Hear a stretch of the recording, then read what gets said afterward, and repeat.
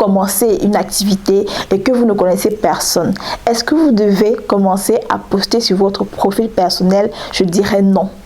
Pourquoi non? Parce que la probabilité que les gens qui vous suivent sur votre profil personnel achètent est vraiment basse. Pourquoi? Parce que la nature humaine est comme ça. Vous allez par exemple vendre des perruques, mais votre entourage ou une personne de votre entourage va préférer aller acheter la même perruque chez une autre personne qu'elle ne connaît pas. Je ne savais vraiment pas la différence entre le profil Facebook, entre la page Facebook, entre le groupe Facebook même.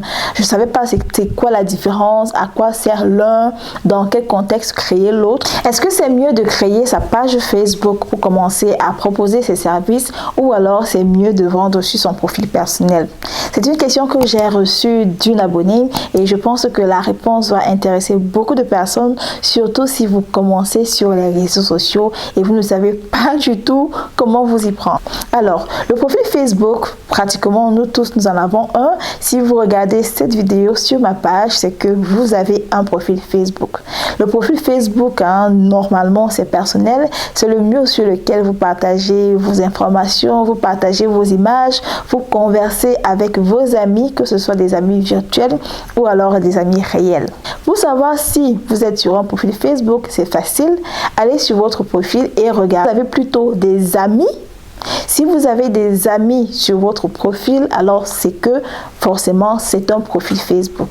Dans le contexte de la page Facebook, honnêtement, pour créer une page Facebook, il n'y a rien de plus facile. En moins de 5 minutes, vous avez créé une page Facebook.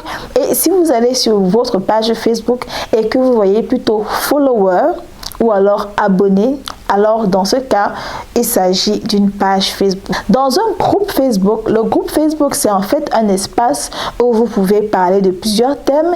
Il y a d'ailleurs des groupes de vente Facebook, il y a des groupes de discussion Facebook, il y a des groupes pour plusieurs thèmes sur Facebook. Moi, par exemple, j'ai 3 autres groupes Facebook que j'ai créés à partir de ma page Facebook, les histoires qui vous parlent. Dans quel contexte donc créer un groupe Facebook? Il faut créer un groupe Facebook si vous voulez parler d'un thème spécifique.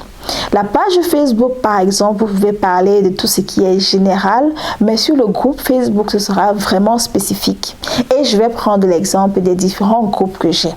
J'ai par exemple le groupe Facebook fournisseur international et le thème sur ce groupe-là, c'est vraiment exclusivement la vente. C'est comme une marketplace, c'est un endroit où différentes personnes viennent poster, vendre leurs articles, d'autres qui viennent acheter des articles.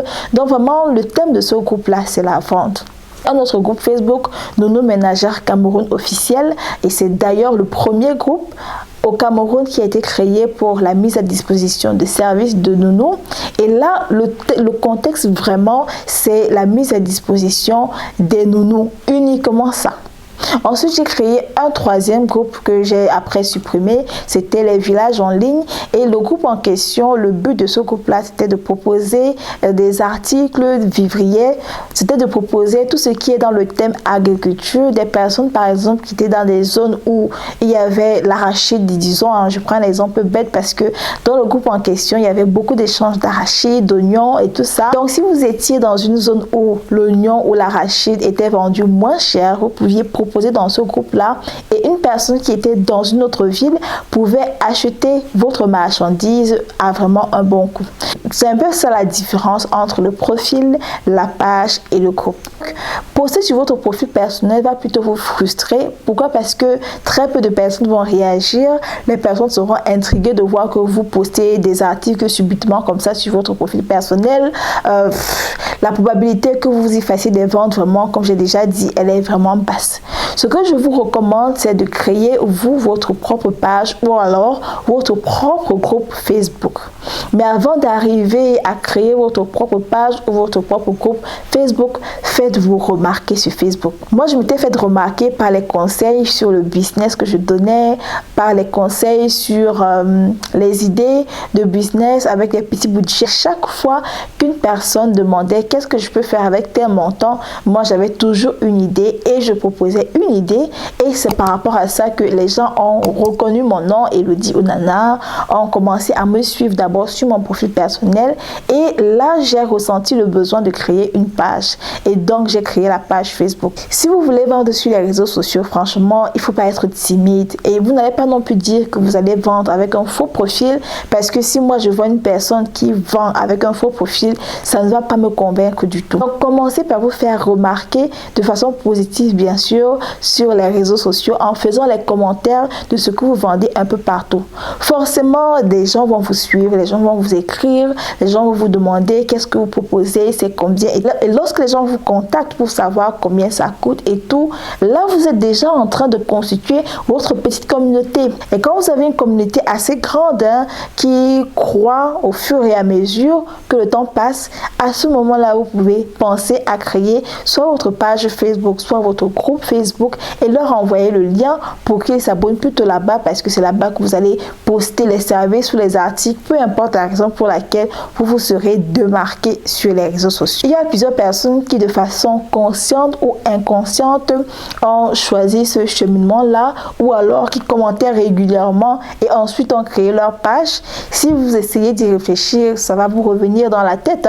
Des personnes que vous remarquez par leurs commentaires qui sont toujours sur le même thème un peu partout sur les réseaux sociaux et qui aujourd'hui ont développé de grandes communautés. Donc, je vous recommande de faire à peu près la même chose parce que oui, qu'on le veuille ou pas, c'est une stratégie. Nous sommes parvenus à la fin de la vidéo. Bon, j'espère qu'elle vous aura aidé. Moi, je suis Elodie Onana et depuis 2019, je vous accompagne à vous lancer dans le business en ligne avec la Turquie, avec la Chine.